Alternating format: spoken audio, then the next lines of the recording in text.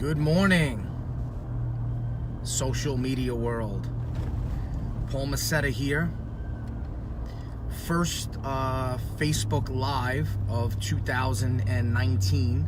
So one of my New Year's resolutions this year was to really just put out as much valuable content as possible. And so I realized that most of my videos, if you follow me on other platforms like YouTube, they're all pretty professionally done. They have a nice background. I shoot with a nice expensive DSLR camera, use a microphone, blah, blah, blah. But the reality is that if I want to really fulfill my goal of providing the most amount of valuable content as possible, the reality is that I can't wait for everything to be perfect. So some of my newer videos, especially this year, are going to be like this. You may see me in my car, you may see me in my house, you may see me in my office, wherever. Can't wait for everything to be perfect, right? That's just the way life is. So if you want to be more influential and more persuasive in 2019, if that is a goal of yours, what I want to share with you today are these 6 persuasion power levers, is what I call them. So these 6 persuasion power levers have the ability to increase your influential power or to subtract from your influential power. And if you feel like you have to write them down, don't worry about it, because I'll actually give you a link. I created a free PDF, a little report that include all 6 of these persuasion power levers, and I will put a link in the description or in the comments somewhere over here so that you can actually get access to it whenever you want. So before we get into this, really what I want to explain to you first is that in my experience of studying influence, persuasion, human communication for the past 20 years, there are 3 types of communicators. There are poor communicators, average communicators, and master communicators. And the difference between them is worlds apart. So poor communicators, they really only exist in their own world. They talk over people, they don't listen to people, they're stubborn, they think only their opinion matters, they don't really think about other people, they get easily offended, they don't know how to convey their thoughts, they don't know how to properly articulate, etc. They don't know how to create rapport, that's for damn sure. Then you have average communicators, and average communicators are somewhat cognizant of other people's feelings and thoughts. They can create rapport with people in situations where it's easy to create rapport. And then you have master communicators. Master communicators can create rapport with virtually anybody. They can walk into any type of social situation and own it.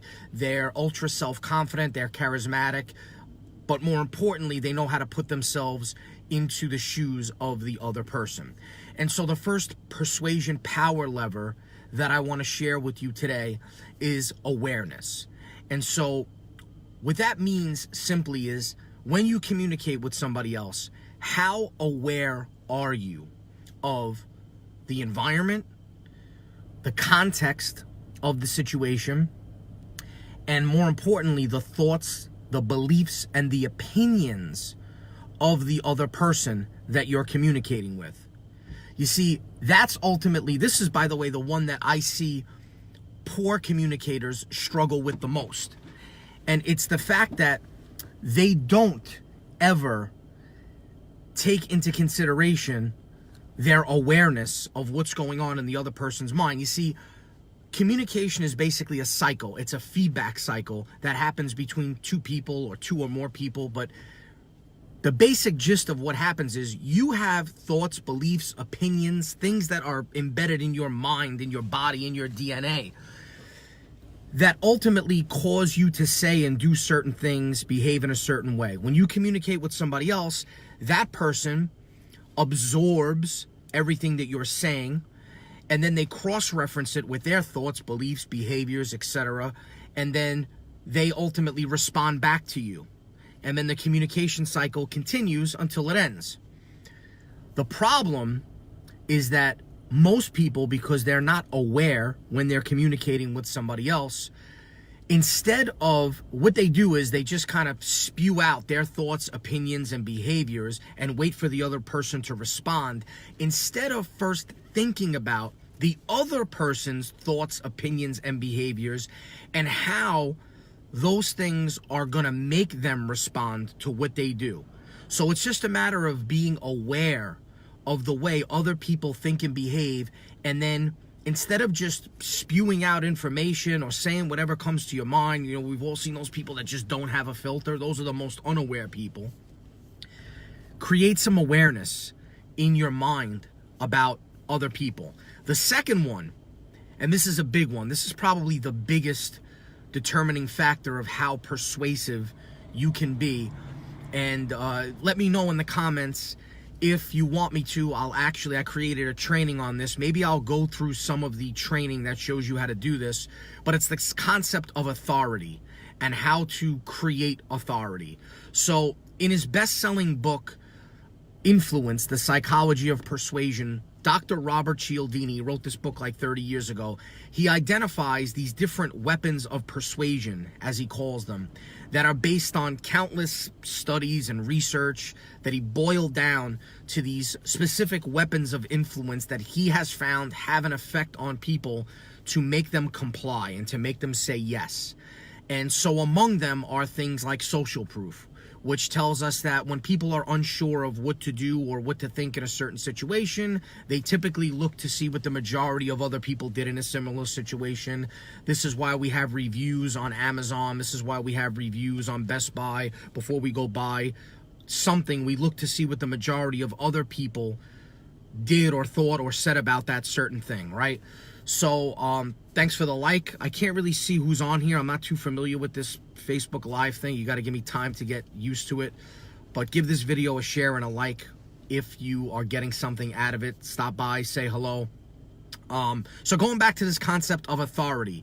So Cialdini identifies all these different weapons of influence. He identifies social proof. He identifies scarcity, which tells us that as we take something away or we make it less available, people tend to want it more, right? We see this especially in relationships when two people meet for the first time. They're digging each other. They're going out. They go out on a couple of dates. They're texting back and forth. All of a sudden, one person disappears. The other person tends to want them more. They want to see what happened. Why are they avoiding them? Did they do something wrong, right? As something becomes less available, we tend to want it more.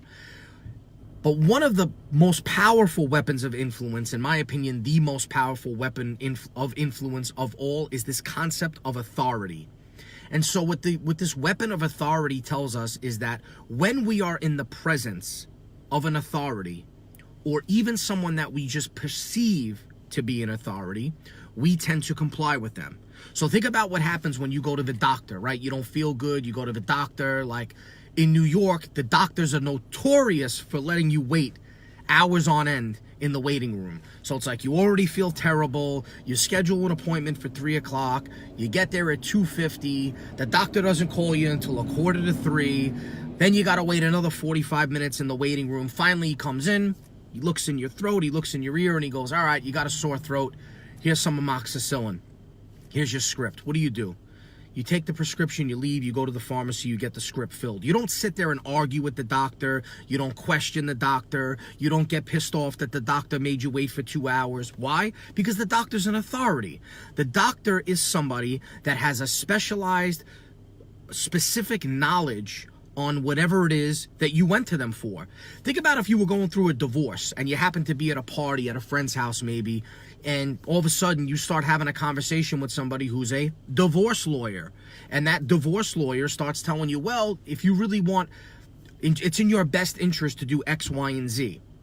Now think about if you just had that conversation with a guy who mows lawns for a living, right? From which person are you going to trust more? not only are you going to trust the divorce lawyer more, but actually you're going to trust that person before you even talk to them.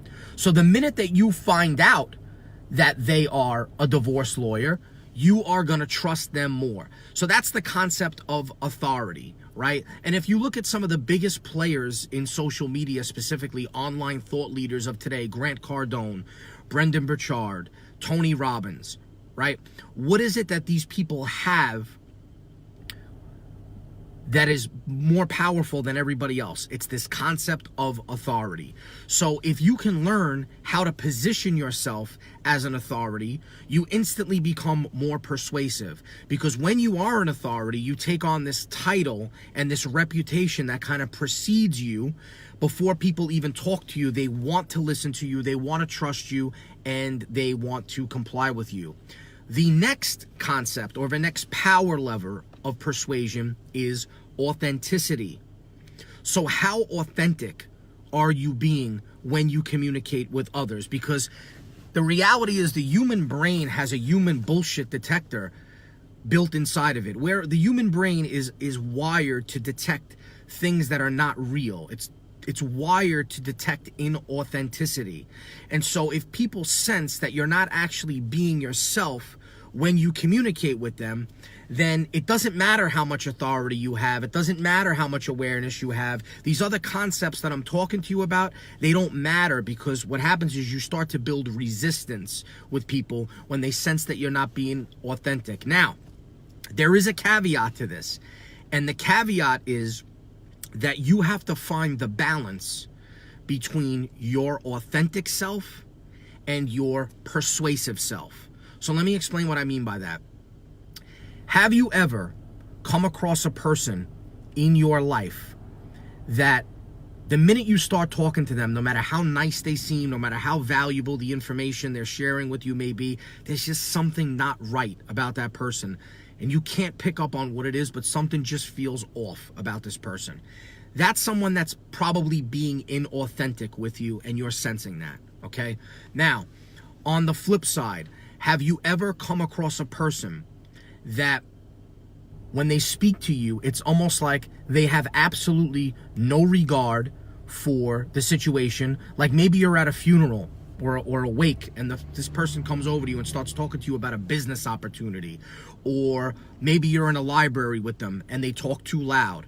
Or maybe you're in a church with them and they start cursing, right? So that person is being almost too authentic. There's this concept of keeping it real. Well, I want to keep it real. I want to be myself. And, I'm not saying that you shouldn't. You should absolutely be yourself. But you have to realize that you do take on different roles at different times in your life. Like, you don't act the same way on a job interview that you do when you're hanging out with your buddies at a baseball game, right? It's just two completely different environments. And if you do act exactly the same on a job interview as you do when you're at a baseball game with your friends, then you're missing the first step in this whole process, which is awareness. You don't have awareness of the context, the environment, and the circumstance. So you got to find that balance between being yourself but also being the most persuasive version of yourself when the time calls for it. The next one is your aptitude. So your authority is really how people perceive you. It's your perceived expertise or knowledge on a specific area, but your aptitude is your actual knowledge on an area. And believe it or not, they're actually two different things. Like, you could be the most knowledgeable lawyer on the block. You could know everything there is to know. You could cite case law off the top of your head, right? But if you can't convince a judge, a jury, or at the very least your clients that you know what you're talking about, then you lack perceived authority. You lack the ability to make people understand that you actually have that expertise, right? And then on the flip side of that is the person that can convey all the authority, all the credibility, all the expertise, but they can't actually back it up. They don't have the actual aptitude. So if you want to be influential, if you want to be persuasive, you gotta know your stuff. You gotta actually know the stuff that you claim to be an expert on. The next one is your adaptability. And this kind of goes back to the earlier one that I shared, the first one that I shared about awareness. When you ask yourself, how aware am I of the context, the environment, the circumstance, the thoughts, the opinions, the beliefs that are going on in the other person's head, how good are you at adapting your presentation based on the feedback that you're getting from the other person? I'm the type of person where if I'm communicating with somebody, I can instantly sense whether or not I'm losing them. I can tell by their eye contact, I can tell by their body language, I can tell instantly whether or not the person is engaged or they're not engaged. And when I sense that they're not engaged, I know that I have to switch things up. I have to either do something different with my body, I have to change my tonality, or maybe I have to change the context of the communication cycle. So maybe I have to ask them a question, right? Maybe I have to bring them back by asking them something instead of continuously talking about something, right? So you have to have that adaptability. You have to have that sense of knowing where things are going when you're communicating with somebody and what you need to do, or even if you need to do something to change the direction of the conversation. And then the last power lever, I have these written down just so I didn't forget: authenticity, awareness, authority, aptitude, adaptability. Last one is articulative ability, if such a word exists. But your articulative ability is your ability to articulate the concept that you're talking about. So when we talk about being persuasive, at least when I talk about the concept of being persuasive, by the way, let me know in the comments what you plan to use this stuff for. But I think of salespeople. I think of thought leaders. I think of entrepreneurs. I think of people that just want to get better at communication. And so when we talk about persuasion, in most cases, you're persuading somebody, or you're attempting to persuade that person on a certain topic, right? It's based on a certain subject matter that you're talking to them about. It could be about buying a car. It could be about investing in a business. It could be about buying a phone. It could be about persuading somebody to take the garbage out or walk the dog, right? But you have to be able to demonstrate through your voice. You have to be able to articulate your thoughts. You have to be able to accurately articulate why you think this person should do what you're asking them to do. And that's another big problem that a lot of people seem to have. They have trouble actually getting that out. They have problems articulating the thoughts and the opinions that are going on in their minds. Especially, this happens all the time in negotiations. I, believe it or not, as somebody who studied human communication and persuasion for 20 years, who actually teaches this stuff to people, I hate negotiation. I hate negotiating with people because I don't really like conflict, and I don't like arguing with people. I'll do it if I have to, if you push my buttons, or if you cross the line, or if it's something that I'm really passionate about, I'll do it. But I generally don't like to do it. And negotiation in general involves some sort of a conflict, right? You want something at a certain price, or you want something from another person, and that person doesn't really want to give it to you for what you're asking for it. So it's kind of this back and forth, which I really don't like to do. But the bottom line is, when you go into a negotiation, you got to be able to articulate your thoughts. You got to be able to demonstrate your argument. Because if you can't provide justifiable reasons why you want what you want, or why you're asking the other person to concede, or why you're asking them to do what you want them to do, you're never going to get them to do what you want them to do. So, just to recap, I'll put a link in the comments to get the free report. If you want it, let me know if you find value from it. But comment below or give me a like and let me know if you want me to give you access to this free report. It's called 6 Persuasion Power Levers. And in it, I go a little bit more into detail over these 6 things that I just mentioned. So you have your awareness, which is how aware are you of the context, environment, circumstance, thoughts, and beliefs and opinions of the person you're communicating with. Next is your authenticity. So how real are you being when you communicate with other people? But more importantly, how do you find the balance between your authentic self and your persuasive self? Third is your authority, which is how people perceive you before you even speak to them. Do they see you as somebody credible and trustworthy that they should listen to? Next is your aptitude, which if authority is your perceived expertise and knowledge, your aptitude is your actual expertise and knowledge. How much of that do you actually have? Next is your adaptability. How good are you at adjusting your presentation based on the feedback that you get from other people? And then last is your articulative ability. How good are you at taking everything you have here? How good are you at taking that message and communicating it in the best possible way without using vocal fillers, without saying without getting stumped, without not really knowing how to convey your thoughts? Those 6 persuasion power levers, I could tell you, will either increase your ability to get people to say yes to you, or will subtract power from your ability to get people to say yes to you. So, hope you guys enjoyed this. Hope you got some value out of it. Like I said, my goal for 2019 is to get out there, put out a lot more valuable content. And so, like I said, most of my videos, if you follow me on YouTube, you see me with this nice fancy equipment. I got a nice backdrop. I use an expensive camera. I got a microphone. The reality is, if I wait for everything to be perfect, I'm not going to achieve my goal of getting everything out. So, from now on, you're going to see some more videos from me in my truck, maybe in my office, maybe in my house, maybe walking down the street. Anyway, hope you guys got something out of this. Give me a like, give me a share, leave me a comment. Let me know if you want that report. I'll put the link in there. God bless you, and have a great day.